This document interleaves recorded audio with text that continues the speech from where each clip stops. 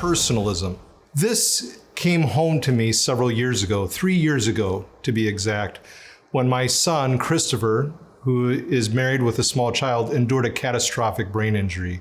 He now resides in an adult care facility.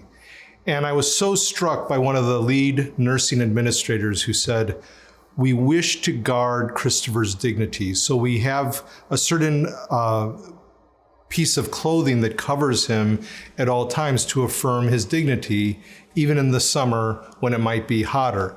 And I was so struck. Did this nurse administrator understand the importance of what is human dignity? I was touched as a father that she was so caring for my son. But what is human dignity? And Christopher as a person has inherent dignity even though he's endured this catastrophic brain injury. So that is really a baptism of fire to me as I was working on material related to this course and a book that I did on this subject. I was really reflecting on personalism. What is a person and what is a person's dignity? And what I'm going to be doing is offering in this session and in this whole course a personalist moral vision, a moral compass for how we would engage in ethical inquiry, to engage one another as persons and not as things. Here, I wish to account for what Pope Francis said about the need to move away from a throwaway culture, where if someone is no longer seen as valuable, we just discard them. Whether it's the elderly, whether it's a fetus, whether it's someone who's poor, whether it's, I would add to this, a non-documented individual, if they don't bring value to me in some commodified terms, just discard them. That is a deeply troubling phenomenon in our culture today. And he says, let's move away from a throwaway culture, and I would say to a keepsake culture. So again, Pope Francis, Pope John Paul II, Martin Luther King Jr., they're all personalist in orientation. I'll be defining that as we go. Dr. King spoke in a sermon on the Vietnam War, April 4th, 1967. We need to move away from a culture of things to persons. Let me quote Dr. King here. I am convinced that if we are to get onto the right side of the world revolution, we as a nation must undergo a radical revolution of values. We must rapidly begin the shift from a thing-oriented society to a person-oriented society, when machines and computers, profit motives and property rights are considered more important than people. The giant triplets of racism, extreme materialism, and militarism are incapable of being conquered. This is a great introduction, hearing from Dr. King and Pope Francis about the development of a moral compass. You can see here perhaps a picture of me with Christopher and his daughter Jayla. We're in front of a shop, a map shop in Seattle, where the name is not quite the same spelling as mine. You can tell how lost in life I am, not only because of my son's incident, that someone else spells the name, a last name similar to mine, very differently. And I'm in search of that moral compass, that map that will help me move forward on this ethical journey toward personalism.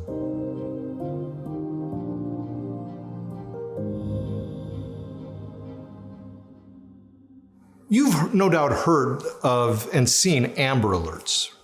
We need to be alert as well to everyone's personhood's plight, making sure that we honor people as persons, not as things. When I speak of Amber Alerts here, I'm talking in analogical terms, metaphorical terms, that there's this pervasive loss of personhood, or what might be called missing persons in our society today. We're going in search of missing personhood for you, for others around you, and for me. And to account for this, we need to deal with the personal God alert. Here I'm thinking of what Jesus himself said. See that you do not despise one of these little ones, for I tell you that their angels in heaven always see the face of my Father in heaven. What do you think? If a man owns 100 sheep and one of them wanders away, will he not leave the 99 on the hills and go to look for the one that wandered off? And if he finds it, truly I tell you, he is happier about that one sheep than about the 99 that did not wander off. In the same way, your Father in heaven is not willing that any of these little ones should perish. Jesus is concerned for each individual person. My wife who's Japanese, was raised in Japan. She was so struck by the fact, never hearing before about that there was a personal God who took personal interest in her life, was struck when she heard the good news of Jesus Christ for the first time when she was a young woman in Tokyo. And the missionary talked about Jesus loved her and wanted to have a personal relationship with her. She was so struck that there was this personal God that wanted to know her personally. In this course, we'll be dealing with both the individual person and also the person in society and accounting for societal structures, ideological structures, and the like.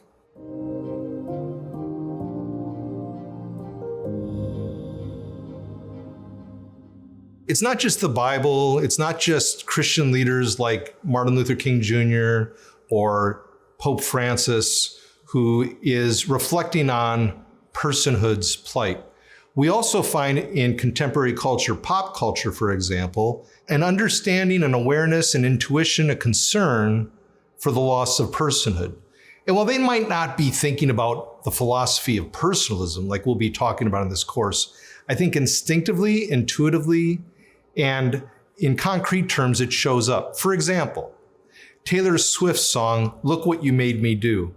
Fascinating presentation if you watch the video of this song, where they show various images over the years of Taylor Swift, where it's like you're wondering, will the real Taylor Swift please stand up?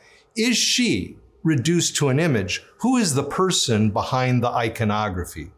Also take, for example, Macklemore's song Wings, which is really about Air Jordan sneakers. There he accounts for how youth back in the day were killing one another for a pair of these status sneakers, these Air Jordan shoes. And youth were being shaped by the culture at large to find their value in what they wear. Macklemore says, we are what we wear what we are. We reduce people to a logo or to a brand name, an insignia. Also, Friends with Benefits, that movie, where they reduce one another in themselves to sexual impulse. A statement in the movie talks about the contract that they're agreeing to, so to speak, is no emotions, no relationships, just sex. Again, reducing people to impulse. Or the movie Her, a very fascinating philosophical inquiry starring Joaquin Phoenix and Scarlett Johansson's The Voice. And he falls in love with his voice-activated operating system played by Scarlett Johansson. And there, she, so to speak, are reduced to AI, to the iPhone, or whatever else it might be in our society today, where we find our identities somehow through that which is not ultimately personal, another person made in the image of God. Or lastly, Ozark, the TV series, very sobering, disturbing series, well done, but it's really about this couple who get involved with a drug cartel. They don't even know that that's what they're getting sucked into at first, but it goes really deep.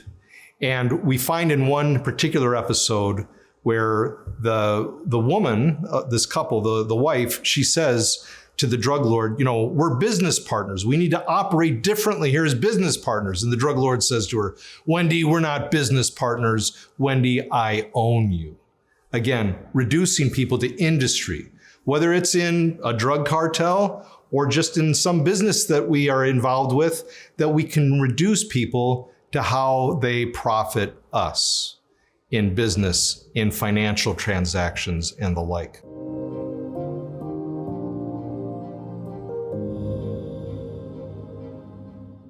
The perennial question for us in this course is, what is a person? And we're going to be defining that more as we go in the next section. The next segment after this one, we're going to talk about this in greater detail. But for now, I want to go to the resident expert of my life, my granddaughter, Jayla.